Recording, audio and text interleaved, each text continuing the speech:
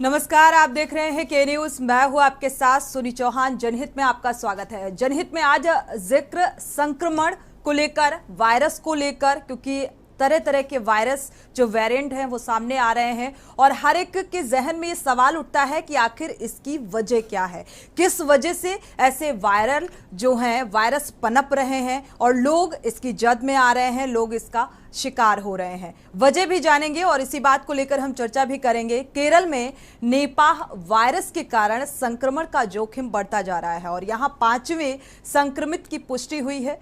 केरल के स्वास्थ्य मंत्री वीना जॉर्ज ने एक बयान में कहा है कि कोझिकोड के एक निजी अस्पताल में कार्यरत 24 वर्षीय स्वास्थ्य कार्यकर्ता में निपाह वायरस संक्रमण की पुष्टि हुई है।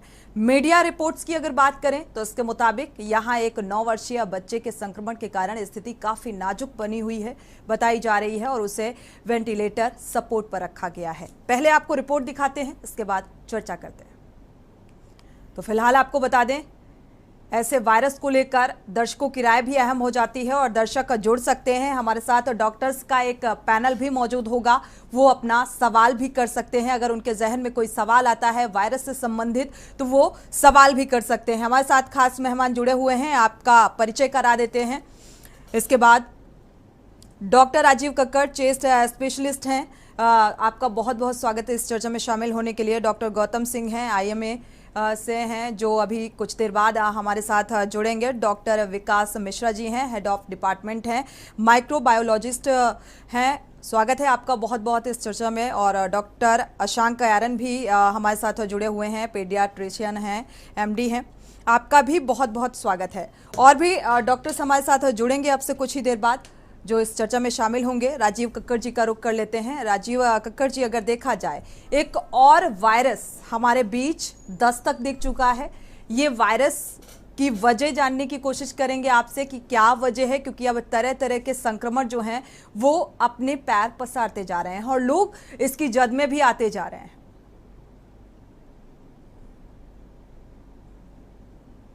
हमारे साथ जुड़े हुए हैं डॉक्टर राजीव कक्कड़ जी से संपर्क। राजीव जी, अगर देखा जाए निपाह वायरस का अगर जिक्र किया जाए यहाँ पर, इससे बचाव के लिए क्या कुछ सावधानियां बरतने की जरूरत है? डॉक्टर राजीव कक्कड़ जी, अनम्यूट करिएगा। इनका जो हाँ जी, जो हेलो सुन पा रहे हैं, जैसा डॉक्टर विकास ने बताया इसका हेलो जी कि इसका जो मोड ऑफ स्प्रेड है वो एक तो बैट से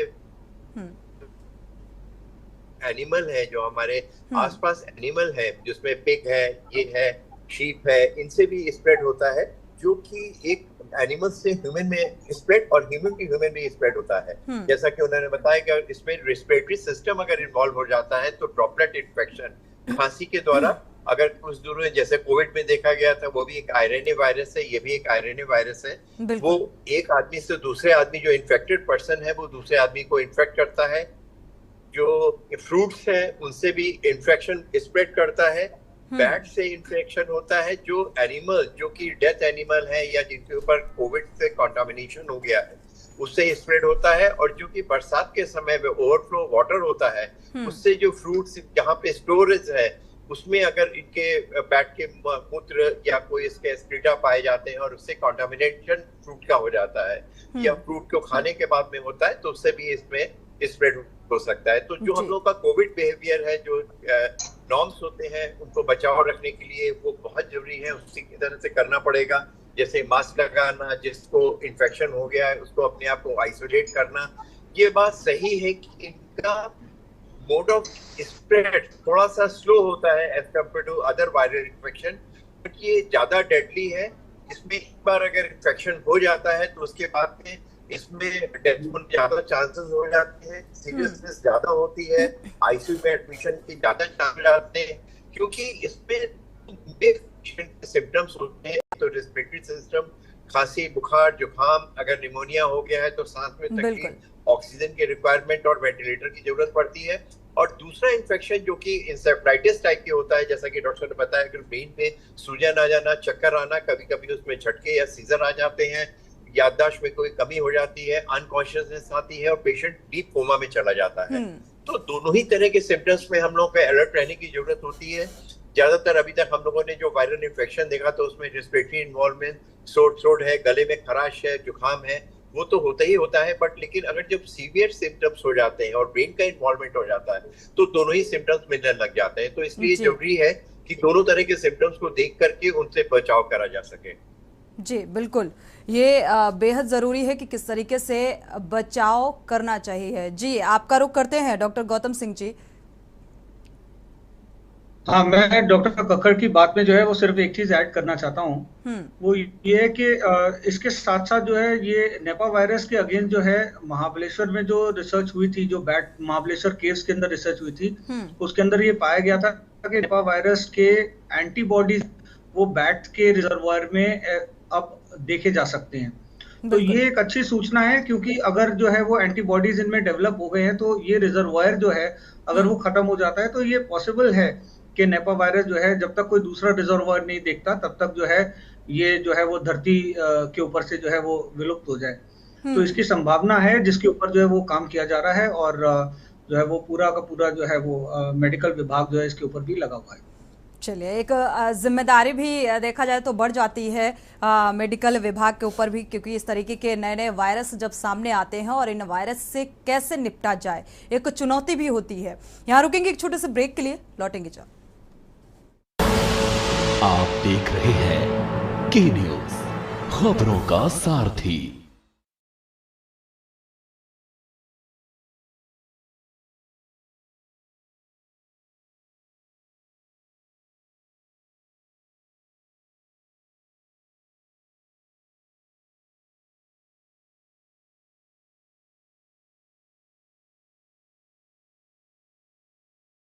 से वापस आ रहे हैं। लगातार वायरस को लेकर, संक्रमण को लेकर तरह तरह की भ्रांतियां भी देखने को मिल रही है और लोगों के जहन में डर भी देखने को मिल रहा है। जिस तरीके से केरल में निपाह वायरस का जो संक्रमण है वो बढ़ता नजर आ रहा है और यहां तक कि ये कहा जा रहा है कि कई इलाकों में लॉकडाउन लगा दिया गया है। हालांकि पुख्ता तौर पर इस बात की पुष्टि नहीं की जा सकती है, क्योंकि कई इलाकों में ऐसी जो केस सामने आ रहे हैं, निपाह वायरस से संक्रमित लोग जो पाए जा रहे हैं, 4 लोगों की पुष्टि की गई है। तो जाहिर सी बात है ऐसे हालात आने वाले समय में बन सकते हैं कि लॉकडाउन जैसी स्थितियां देखने को मिल सकती हैं। कहते हैं डॉक्टर राजीव कक्कड़ जी से, इसके बाद डॉक्टर गौतम सिंह जी का रुख करेंगे। डॉक्टर राजीव कक्कड़ जी, आपका रुख कर लेते हैं और आपसे जानेंगे कि इम्यूनिटी को स्ट्रॉन्ग करने के लिए क्या कुछ अपनी डाइट में शामिल करना चाहिए, क्योंकि देखा गया है कि वायरस इक्वली होते हैं लेकिन कम ज्यादा इसका इफेक्ट देखने को मिलता है, लेकिन वायरस वायरस होता है। तो इससे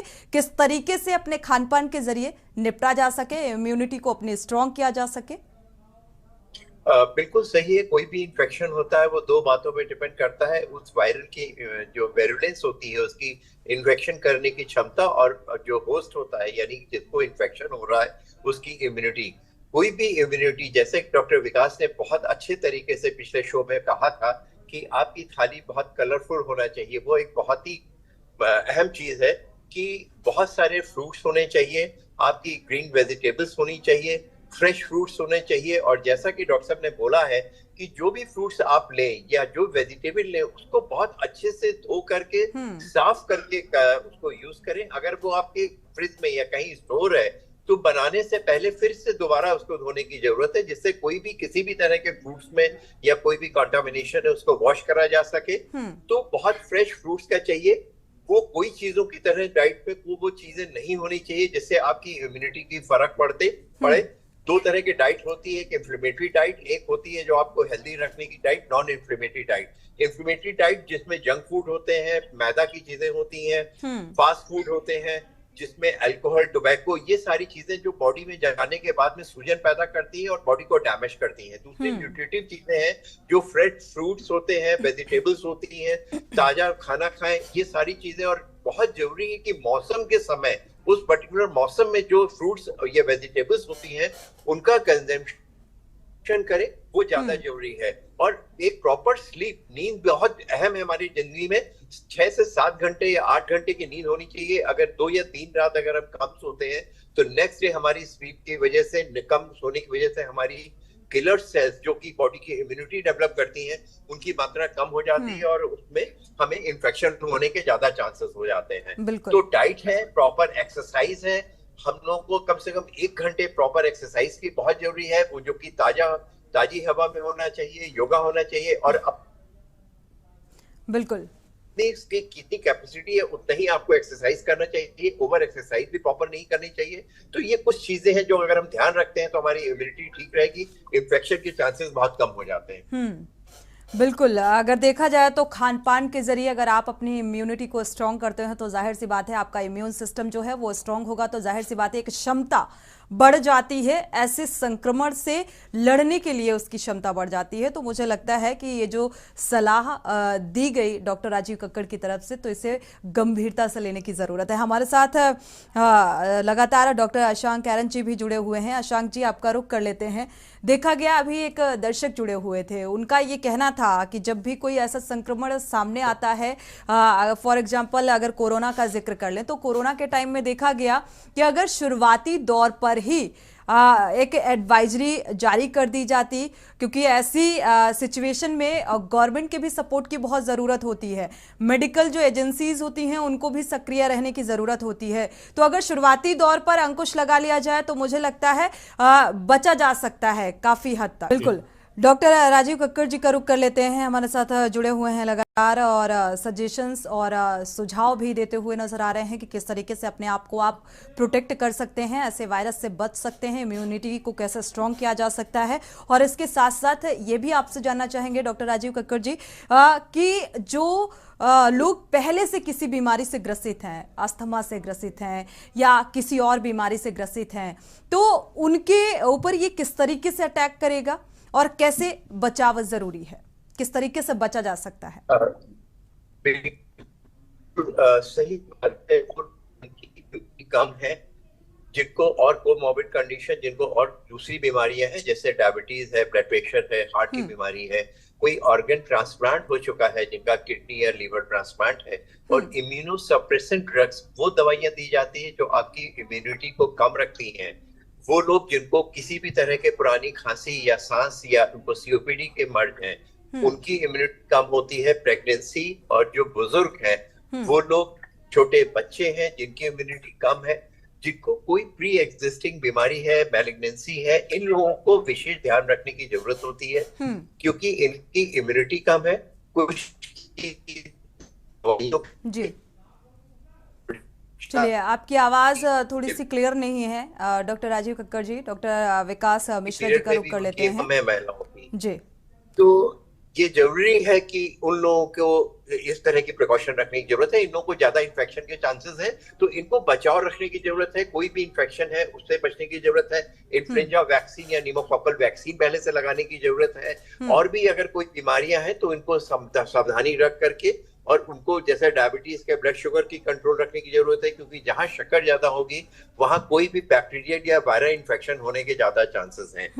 तो इसलिए इन लोगों को, जैसा कि आपने बताया, इन लोगों को ज्यादा प्रिकॉशन लेने की जरूरत है। बिल्कुल, चलिए, आप सभी मेहमानों का बहुत बहुत शुक्रिया इस चर्चा में शामिल होने के लिए। अगर देखा जाए तो जो वजह निकलकर सामने आई है, और इस वजह के साथ साथ एक सबसे बड़ी और अहम वजह ये कि जिस तरीके से प्रकृति के साथ छेड़छाड़ किया जा रहा है, या जो एनिमल्स हैं, वाइल्ड एनिमल्स के जरिए इस तरीके के जो वायरस हैं वो सामने आ रहे हैं और लोग इसकी चपेट में आ रहे हैं। तो इससे किस तरीके से बचाव किया जाए, ये डॉक्टर्स के जरिए पता चला। सोशल डिस्टेंसिंग और जो प्रिकॉशंस उन्होंने बताया, अगर वो आप लेते हैं तो जाहिर सी बात है ऐसे वायरस से बचा जा सकता है। इसी के साथ जनहित में फिलहाल बस इतना ही। आगे खबरों के लिए आप देखते रहिए के न्यूज़।